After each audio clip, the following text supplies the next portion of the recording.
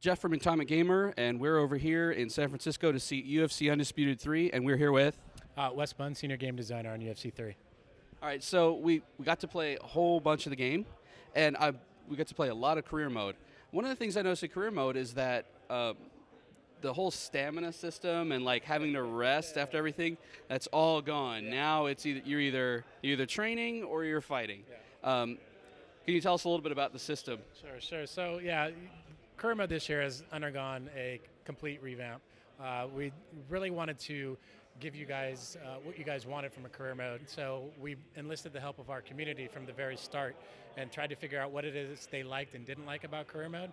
And one of the things that they didn't like was the management. There's too much management and not enough fighting. You just had 8 to 10 weeks to prepare for your fight, and you go into your fight, and it's a minute long, and then you're back to 8 to 10 weeks of training, which may be true to life in real life, but from the game standpoint, it really made the career mode tedious because you were always training, not fighting. So for this year, we really wanted to put the emphasis back where they belong on the fights. So you have a limited time amount of train with a lot of training options. That was the other goal. Was a lot of people said that you're always doing the same thing when you're training. So we wanted to have more things for you to do with less time to do them, so that you're like, okay, I just finished my fight. I only have a couple of actions to do something. I got to try and figure out what it is I want to do.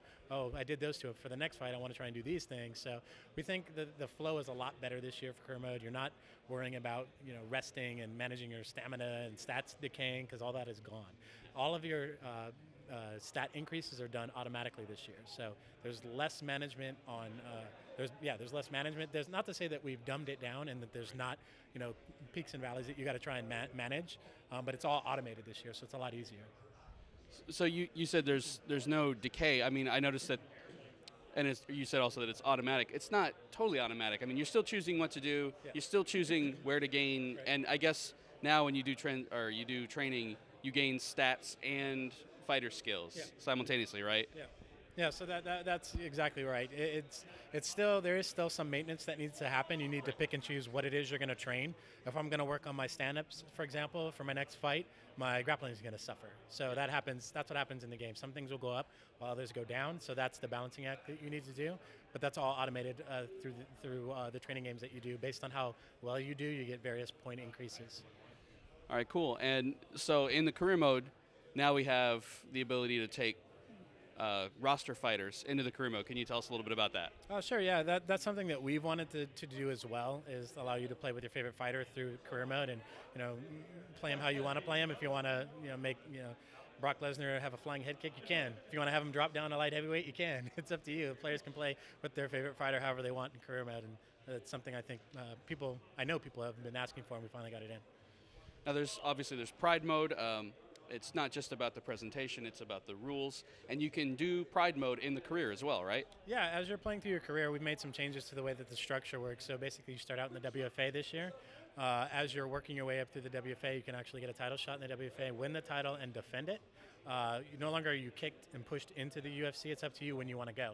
So there's an interesting dynamic there with that alone. When you win the title in the WFA, you can choose to defend it and raise your stake, and that'll boost your starting position in the UFC. At the same time, if you lose, then you're going to have to work your way back up and get another UFC offer. So that whole WFA organization is a complete rework. Once you get out of the WFA and into the UFC, then you have the opportunity to go over and fight in a Pride tournament and come back to the UFC. Pride is basically the one-off tournaments. It's not its own organization, because we wanted the emphasis still to be on UFC. But you can go and fight in a Pride tournament, win a Pride Grand Prix tournament belt, and defend it the next year. So that's still in there. I noticed that the Pride mode, it's got its own camera views with the referee cam, and the lighting is entirely different. How much work was into that? A lot of work went into that. Our art director, Brian Chambers, and his team of artists wanted to make the game look different. One of the complaints that we had from 2009 to 2010 is that, hey, it looks the same. Well, when you get down to it, it's two guys fighting in an octagon, so it's kind of hard to make it look a little bit different, but we did that with not only Pride, but with the UFC. So when you get into the UFC, you'll see that the camera is shifted down instead of this overhead camera. So we wanted to bring it more from broadcast to cage side, so your cage side watching the fight. The lighting is a little bit different in the UFC as well, but specifically to Pride, you're going to get more of a hot white look, especially with the mat and the way that the light's reflected in there. It definitely looks different when you see it. Now there's obviously there's a move this year towards maybe a fighting game legitimacy kind of thing. Can you tell us a little bit about some of those efforts? Yeah, we wanted to have this game appeal to everyone, not just the UFC fan. We wanted it to appeal to the fighting game fan too. So to do that, we had to figure out, what is it that appeals to the fighting game fans, and one of the things that we realized is that while the default setting has the flash knockouts and the doctor stoppages and the random elements, some of the random elements, it's not very good for a competitive fighting game when you get knocked out by a flash knockout. Yeah. So we introduced a new setting called competition setting. So that removes flash knockouts, doctor stoppages, all the random elements are gone with that setting on. And on top of that, you can set an equalized stat setting, so that normalizes everyone's stats. Because under the hood of the game, my stats versus your stat, there's a calculation that takes place to determine whether I'm successful versus your attempts. So with the equalized stats, we're on a level playing field. It's my moveset versus your moveset, and my input versus your input. And I think that's what appeals to the fighting game fans. So when they pick it up and play it, it's really something that they're used to. And you can do both of those at the same time, right? Yeah, you can do equalized stats with competition setting on, or just competition setting. And on top of that, there's a simulation setting too as well. So when you have that setting on, then all your strikes and transitions and everything cost more energy, so you got to be more methodical about your strikes and pick and choose what you want to do. And the damage is a lot higher. So I think I was playing earlier, I kicked somebody on the first kick and it rocked them. So you got to be a little bit more careful with your strikes. It's really, this year is really about letting people play the way that they want to play it with all these options. Is there a setting for changing the timing so that it's like regular time instead of the double time? I've got asked that before. The way that our game's set up, it's currently set to this time and a half. So it's something that we want to do and may do in future iterations. But for this one, it's still, the clock speed's always the same. Okay. Yeah. All right. And can you tell us a little bit about what's going into online play that's new this year, other than obviously those features, like is there camps and all that stuff? Sure. Well, the biggest thing that we wanted for online is for it to work.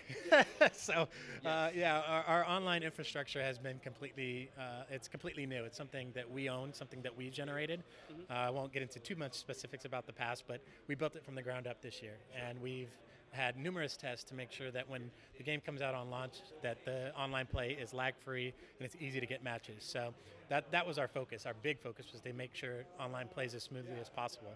To add to that, though, we did bring back camps, and so you can join camps, basically a guild, if you will, of your friends. And we have a camp leaderboard this year, so it could be my camp versus your camp to see who's the best camp in the world. So camp ranked matches are in, something that's new. We also have a lot of content sharing. This is something that's new to the franchise. So the content sharing is basically, I create a fighter offline, I can upload them, and people can other users can download them. You can raid on them, and there's a whole community of guys out there that like to create the best looking, guys that aren't in the game. I won't say any names, but I think that feature will go over very well. And that and the highlight reel feature, where you can upload your own highlight reels, and the create a logo feature. That's the other one. So you can create tattoos and create logos for your shorts that can then be downloaded by the community. And the highlight reels, that's actual videos, so those are viewable on a website or just through the game itself? It's actually both. We're going to have a community site where you can go to view the highlight reels that people created as well as in-game. But the highlight reel feature itself is actually new, something that we haven't really been talking about a lot. I think people would be excited about. It's kind of unprecedented. There's some games out there that have done highlight reels in the past, but the way that we do ours, it records your last 50 rounds, your full rounds. So you can go in and pick, whatever you want from any round and create highlights from multiple fights. Some other products, they do only one fight. So it's kind of something that we've been wanting to do, but if we were going to do it, we had to do it right. Yeah. So that's why with this extra time, we could get it in the way we wanted to get it in. I think people will like it.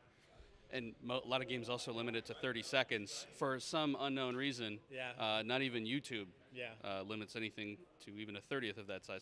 Yeah. So they will be longer than 30 seconds as well, right? Definitely. You can make it 30 seconds is the minimum for us. Right, okay. I think you can make it up to, I'm not sure, I have to go back and look at the specifics.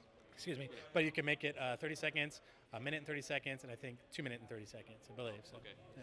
Nice. And when's the game coming out? It's coming out February 14th. Perfect Valentine's Day gift. Absolutely perfect.